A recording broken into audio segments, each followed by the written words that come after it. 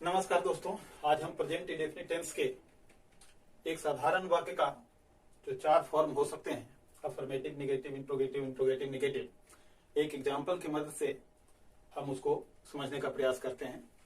जिन्हें मालूम है उनके लिए एक रिवीजन और जिन्हें नहीं मालूम है उनके लिए सीखने का एक मौका, अवसर। तो एक वाक्य हम लेते हैं जिसमें सब्जेक्ट भी हो, वर्ब भी हो, ऑब्जेक्ट भी हो। तो वाक्य हम ले लें, वह थर्ड पर्सन का है, सिंगुलर नंबर है। इसके पिछले वीडियो में हमने सीखा है कि वह का अंग्रेजी यहां पर ही, और ही के साथ हम V5 का प्रयोग करेंगे। तो इसका अंग्रेजी हो जाएगा ही टेक्स टी। इसी का अगर निगेटिव बनाते हैं तो आपको ध्यान रखना है कि जहां भी हम V5 का प्रयोग करेंगे और निगेटिव वाक्य, सॉरी यहां पर एक लिखना भूल गए हैं, plus not plus V1 plus object. तो जहां पर V5 का प्रयोग करेंगे वहां पर डज निगेटिव में लगाएंगे। हमारा वाक्य हो जाएगा ही डज नॉट। अब V1 देना है, यानी टेक्स नहीं लिख के हम टेक लिखेंगे और तब फिर tea, full stop. He does not take tea. इसी का अगर इंट्रोगेटिव बनाएंगे तो आप देख रखे हैं कि यहां डू या डज का प्रयोग होना है और सेंटेंस वही है। और यहां पर हमने वह चाय पीता है की जगह पर हमने बनाया है कि वह चाय नहीं पीता है। यहां पर बनाएंगे कि क्या वह चाय पीता है, क्वेश्चन का चिन्ह। तो फिर वहां वह है, सबसे पहले हम इसके लिए क्या लगाएंगे, डज, और फिर ही, और बाकी सब उसी तरह से। Does he take tea, question का चिन्ह।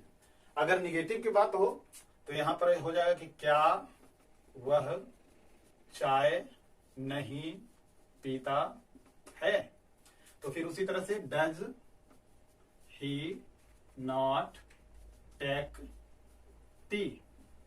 इन दोनों वाक्यों में सिर्फ वह एकमात्र अंतर है कि ये निगेटिव है और यहां पर निगेटिव नॉट नहीं लगा हुआ है, नहीं लगा हुआ है। तो इसीलिए सिर्फ इतना ही अंतर है कि यहाँ नॉट लगाया गया है, यहाँ नॉट नहीं लगाया है। दोनों करीब करीब सेम, करीब करीब पूरी तरह से सेम है, नॉट को छोड़ दिया जाए तो इसके विशेष फॉर्म हो गए अफर्मेटिव, निगेटिव, इंट्रोगेटिव और इंट्रोगेटिव निगेटिव।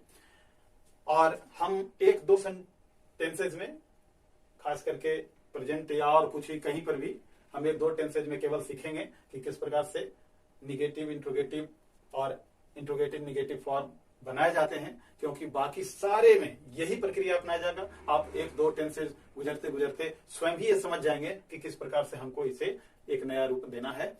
तो एक दूसरे टेंस का एक अगर एग्जाम्पल हम लेते हुए आपको बताना चाहेंगे तो वह चाय पी रहा है, यहां लिखेंगे।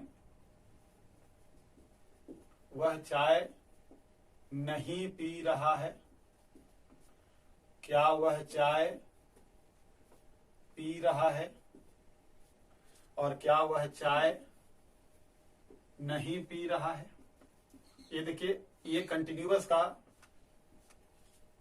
पहचान है कि किसी वाक्य के अंत में रहा, रही, रहे, रहा हूं, रही हूं, इस प्रकार से रहे तो वो कंटिन्यूअस का होगा।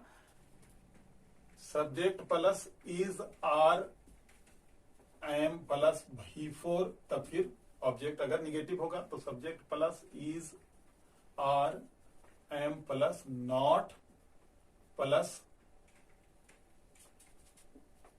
V4 plus object. और यहां हो जाएगा is, are, am plus subject plus V4 plus object, question का चिन्ह। और यहां हो जाएगा is, are, am plus subject plus not plus V4 plus object.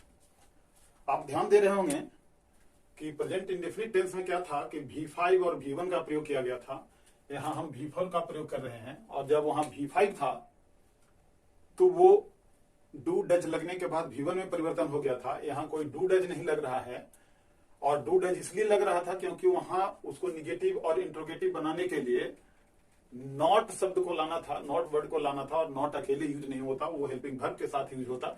इसलिए वहां डज लग जाने के बाद वर्ब का फर्स्ट रूप यानी V1 रूप लिखा गया था। यहां सारे V5 V4 होंगे।